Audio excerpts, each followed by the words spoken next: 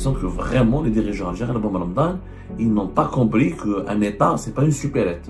Un État, c'est pas un supermarché. Le gouvernement algérien annonce la décision, à la suite d'une instruction du président de la République, pour lancer une opération d'importation de 1 million de moutons, 1 million de têtes de moutons, donc 1 million de moutons en prévision de la commémoration de la célébration de l'Aïd el-Kibir. En fait, cette annonce fait suite et elle intervient dans un contexte un peu particulier cette année 2025, puisque le Maroc voisin annonce qu'il ne va pas célébrer. Le sacrifice du mouton ne sera pas autorisé au Maroc. Ça a été décidé au début du mois de Ramadan. Comme par hasard, l'Algérie décide, contrairement au Maroc, elle décide elle-même d'acheter 1 million de moutons à l'étranger pour permettre à sa population de célébrer le rite du sacrifice de l'Aïd. Cette annonce n'a aucun sens. Que non seulement elle relève de l'utopie, ça relève du fantasme, ça relève du foutage de gueule. C'est une plaisanterie. Comment on peut importer 1 million de moutons en même pas 3 mois? C'est du populisme.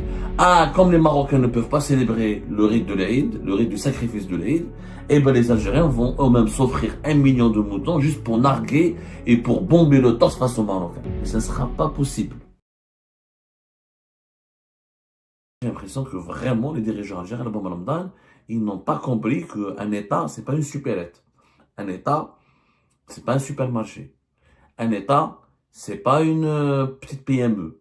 Un État, c'est pas une ferme. Un État, c'est pas un bazar.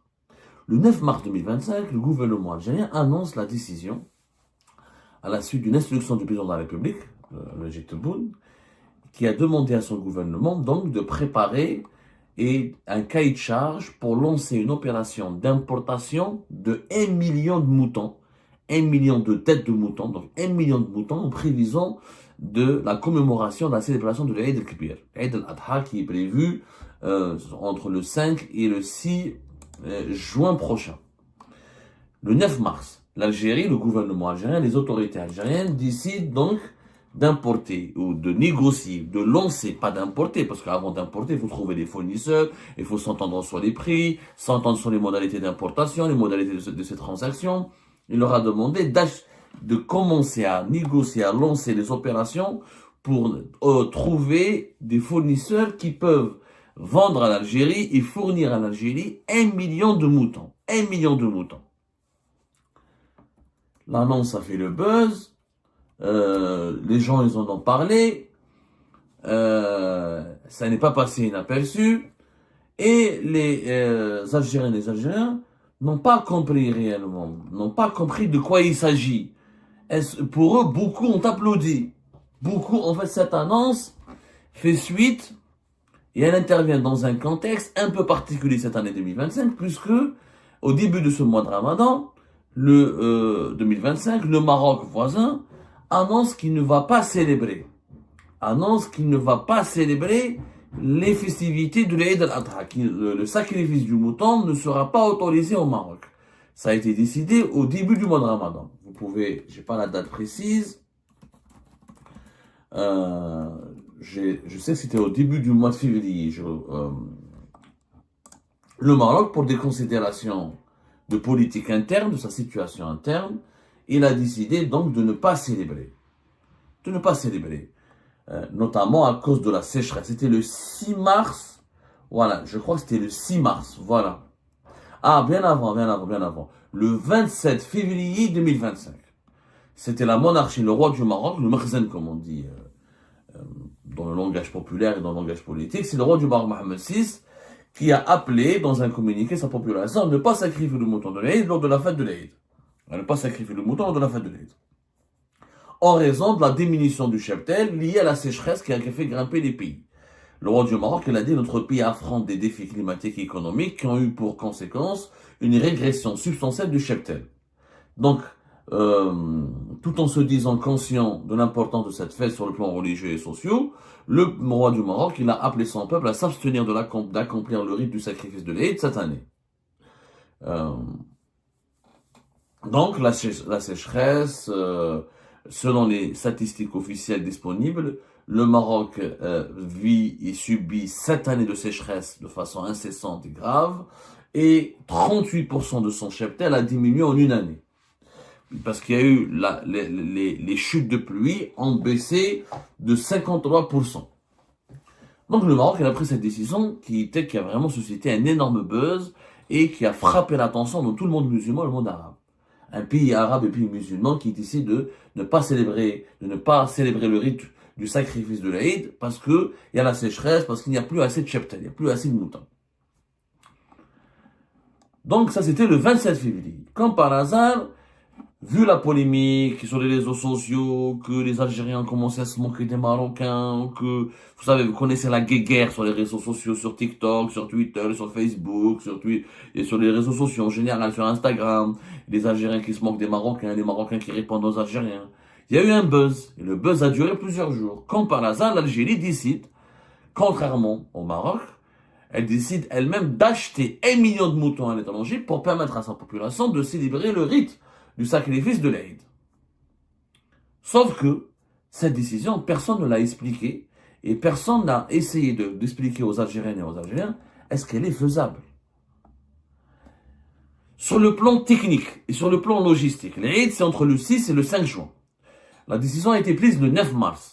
C'est-à-dire en 90 jours. Même pas, en réalité, c'est même pas 90 jours. Parce que, pour que ces moutons soient disponibles sur le marché algérien, pour que les Algériens puissent les acheter et puissent les acquérir, il faut qu'ils soient au moins disponibles à la portée du consommateur algérien, au moins une semaine avant l'Aïd. C'est-à-dire, au moins à la fin du mois de mai 2025. C'est-à-dire, entre le 9 mars et le fin du mai, c'est-à-dire 2 mois et demi. Même pas 3 mois. Aucun expert, je dis bien, aucun parlementaire, aucun haut responsable, aucun esprit sensé, aucun docteur, aucun Algérien ou aucune Algérienne n'a eu le courage de dire aux dirigeants algériens, au gouvernement algérien, que cette annonce n'a aucun sens. Que non seulement elle relève de l'utopie, ça relève du fantasme, ça relève du foutage de gueule. C'est une plaisanterie. Pourquoi c'est une plaisanterie? Comment on peut importer 1 million de moutons en même pas 3 mois?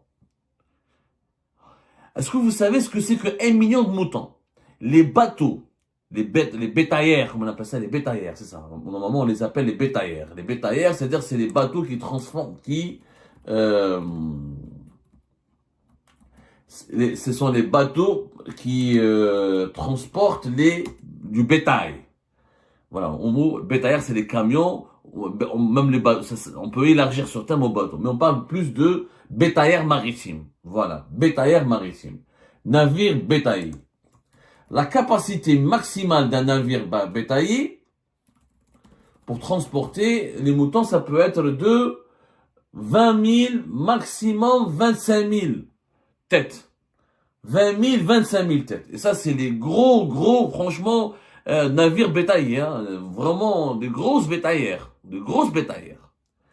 Si on calcule combien de navires il nous faut pour importer 1 million de têtes, il nous faut 50 navires d'une moyenne, vraiment, avec une grande capacité, on va dire, de 20 000 têtes. 20 000 navires. Les plus gros navires, c'est la capacité maximale, c'est 20 000. Et réellement, c'est très rare où on trouve des gros navires, ils peuvent transporter jusqu'à 24 000, 25 000. Mais c'est extrêmement rare.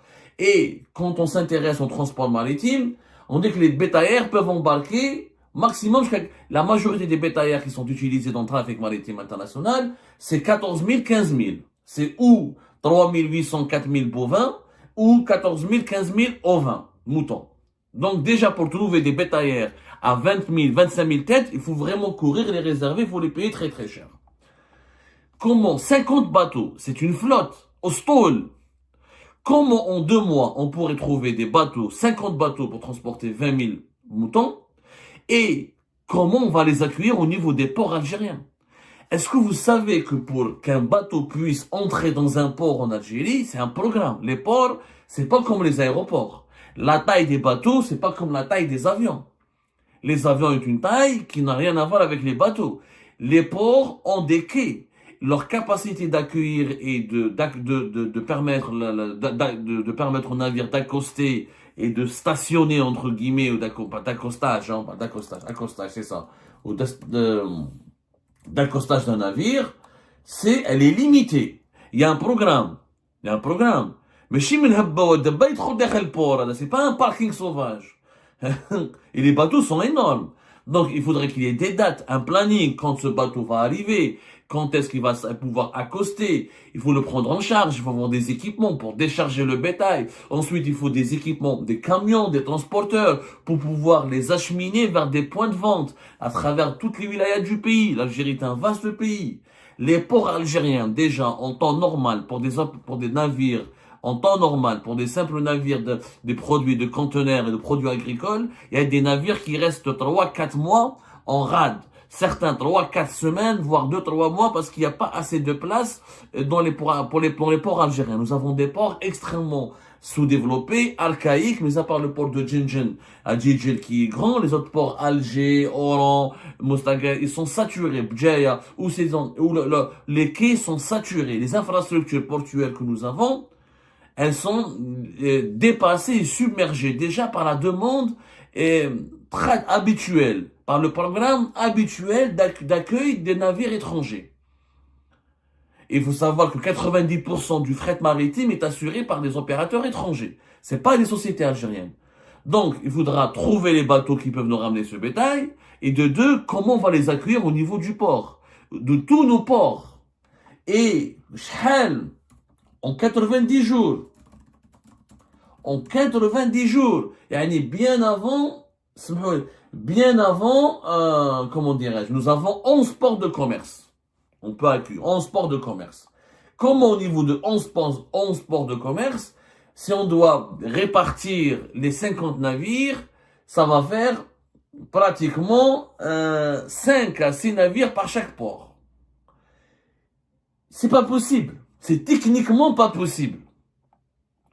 On n'a pas les capacités logistiques, ni les capacités matérielles de programmer pendant 90 jours, même pas 90 jours, pendant 60 jours, parce qu'il faudra compter d'abord les modalités de négociation, le temps d'acheter ces moutons, d'identifier les fournisseurs, de les ramener de ces pays-là, de les ramener ensuite dans les ports algériens, et de les acheminer, de les transférer ou de les acheminer jusqu'au point de vente final, jusqu'au marché, les marchés de proximité, les marchés locaux pour les vendre, ces moutons-là. C'est impossible. Et quand on importe du bétail, c'est des opérations. Il y a des contrôles vétérinaires, il y a des normes sanitaires qu'il faut respecter. C'est intenable. Aucun pays au monde ne peut importer 1 million de moutons en 2 mois. C'est pas possible. Il faut des moyens financiers, logistiques. C'est pas le mouton qui coûte cher, c'est le fait de le transporter, de le contrôler, de le nourrir et de l'accueillir et de le transporter jusqu'au consommateur. Techniquement, c'est pas possible. Ce n'est pas possible. Nous n'avons ni au niveau de nos ports, ni au niveau de ni on a les navires nécessaires. On n'est même pas sûr de pouvoir trouver ces navires. Ça va nous coûter le transport et la prise en charge de ces moutons risque de nous coûter plus cher que le prix du mouton lui-même, que le prix du mouton eux-mêmes. C'est du populisme. L'Algérie ne peut en aucun cas importer 1 million de véhicules, 1 million de moutons, pardonnez-moi, 1 million de moutons en 2 mois, en 90 jours. En réalité, c'est 2 mois. Parce que le temps de négocier, le temps d'acheter, le temps de les ramener, des fins mai, c'est demain. Si ces moutons-là sont présents, s'ils sont pas disponibles avant le 5 ou le 6 juin, ça sert à rien. En réalité, cette annonce c'est une annonce populiste qui a été tout simplement faite juste pour emmerder le Maroc. C'est tout. C'est du populisme. Ah, comme les Marocains ne peuvent pas célébrer le rite de l'Aïd, le rite du sacrifice de l'Aïd, eh ben les Algériens vont eux-mêmes s'offrir 1 million de moutons juste pour narguer et pour bomber le torse face aux Marocains. Mais ça ne sera pas possible. En plus, il faudra trouver quelqu'un qui nous vende les moutons avant de pouvoir les transporter. Qui va nous vendre les moutons? Alors on va s'intéresser au marché mondial. Il faut savoir que les plus grands pays producteurs de moutons sont très connus. C'est la Chine, elle a plus de 164 millions de têtes, l'Australie, la Nouvelle-Zélande, les 3 grands pays, et ensuite vous avez l'Argentine et l'Uruguay. Ça, c'est des grands pays producteurs. Pourquoi ils sont grands pays? Parce que, non seulement, par rapport à leur population, ils ont... Bon, mais la Chine, malgré que c'est un pays de 1 milliard, mais ils mangent pas beaucoup de la viande ovine. Les Chinois mangent beaucoup plus le porc, d'autres types de viande, et l'autosuffisance en termes de consommation de viande ovine, elle est de 86%, alors qu'ils sont 1 milliard et quelques, mais leur cheptel est de plus de 164, plus de 170 millions, on va dire. On peut dire, la Chine, c'est 173 millions de têtes de bétail. C'est 13% du total mondial. Mais c'est pas un grand pays exportateur. Parce que, comme les Chinois sont très nombreux, leur cheptel leur suffit à peine de quoi nourrir leur propre population. Ensuite, vous avez l'Inde, 68 millions de têtes. Mais l'Inde n'exporte pas beaucoup parce que elle est obligée de satisfaire ses propres consommations locales. Les grands pays exportateurs sont lesquels? Sont l'Australie et la Nouvelle-Zélande. C'est les plus grands pays exportateurs. L'Australie, elle a 63 millions de têtes de bétail. C'est énorme. La Nouvelle-Zélande, c'est 30 millions de têtes. Mais attention, c'est un pays qui n'est pas beaucoup peuplé. La Nouvelle-Zélande, c'est combien? La population, donc là, c'est même pas 4 millions. C'est 5 millions. Donc vous avez, il y a plus de moutons que d'êtres humains en Nouvelle-Zélande. L'Australie, la même chose. La population Taha, c'est 30 millions et quelques. Même pas 30 millions, 26 millions. Donc ils ont beaucoup de moutons. Ce sont les plus grands pays exportateurs. Mais ça, c'est des pays lointains. Les pays qui peuvent vous vendre rapidement des moutons, c'est l'Australie et la Nouvelle-Zélande. Mais c'est des pays lointains. Donc, le coût de la logistique, le frais maritime pour ramener les moutons depuis la Nouvelle-Zélande et l'Australie, ça sera extrêmement cher. Et extrêmement compliqué, on ne sera pas dans les délais. Et puis, voilà, le mouton australien, il est très demandé. Les Australiens et la Nouvelle-Zélande exportent beaucoup vers l'Union européenne. Donc, ils ont beaucoup de clients en Europe. Ils ont beaucoup de clients à travers le monde. Donc, c'est pas du jour au lendemain, tu viens, tu leur dis, vendez-moi 1 million de moutons. C'est des négociations, c'est est-ce que le cheptel est disponible, etc. Les pays les plus proches géographiquement de nous et qui sont sur le plan logistique, c'est-à-dire sur le plan du fret maritime, du transport et de l'acquisition, le plus facile à nous fournir du mouton, c'est les pays européens. En Europe, nous avons qui? Nous avons la Roumanie, l'Espagne, le Royaume-Uni, l'Irlande et la France. C'est les 5 grands pays producteurs de moutons. Mais la France n'exporte pas beaucoup, l'Espagne n'exporte pas beaucoup. Le vrai pays européen qui exporte beaucoup, comment dirais-je, le mouton, c'est ou le Royaume-Uni, un peu l'Irlande et surtout la Roumanie. Parce que, voilà, la Roumanie par exemple, c'est un pays extrêmement intéressant pour une raison simple, c'est que il y a beaucoup de moutons.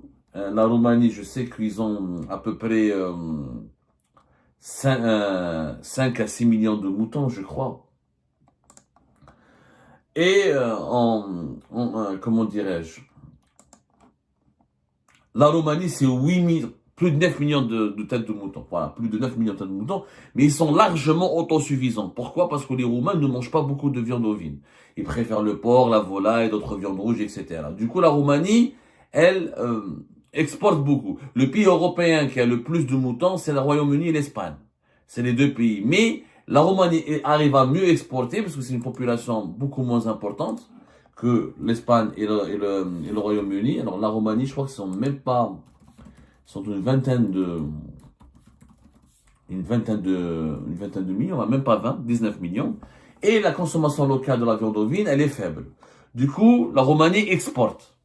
Et quand on calcule, par exemple, on a fait nos calculs, le prix du mouton roumain, on le convertit en dinars, c'est parmi le pays européen où le mouton est le moins cher, c'est la Roumanie, c'est 20 000 dinars. L'équivalent de 20 000 dinars algériens, tu as un mouton roumain. Et la Roumanie peut te vendre. Et la Roumanie exporte déjà. Elle exporte déjà en 2021, elle a exporté pour plus de 200 à 220 jusqu'à 250 millions d'euros de moutons. Les clients de la Roumanie, c'était la Jordanie, l'Arabie Saoudite, la Grèce, surtout la Jordanie, l'Arabie Saoudite. Ils ont l'habitude d'importer des moutons roumains pour les fêtes de l'Aïd, justement. L'Algérie connaît le mouton roumain parce que elle a l'habitude d'importer de la Roumanie. Donc c'est un fournisseur traditionnel de l'Algérie. Et cette année, avant même l'annonce, t'as le 1 million, que la décision de tout le monde d'importer 1 million de moutons, l'Algérie était en négociation avec la Roumanie pour importer 300 000 moutons. ce qui est déjà énorme. Les discussions étaient en cours. Il y avait l'autorité nationale de santé vétérinaire pour la sécurité alimentaire de Roumanie qui a fait cette annonce. C'était au début du mois de mars. Donc, il y avait déjà des négociations en cours. Sauf que la Roumanie ne peut vendre que 300 000 têtes.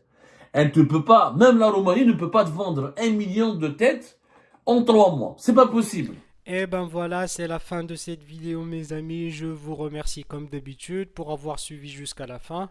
N'oubliez pas de nous laisser vos commentaires et vos réactions sur le sujet très intéressant de cette vidéo et de vous abonner à la chaîne si vous n'êtes pas encore abonné surtout. Euh, donc voilà mes remerciements et mes salutations et à la prochaine dans une nouvelle vidéo. Au revoir.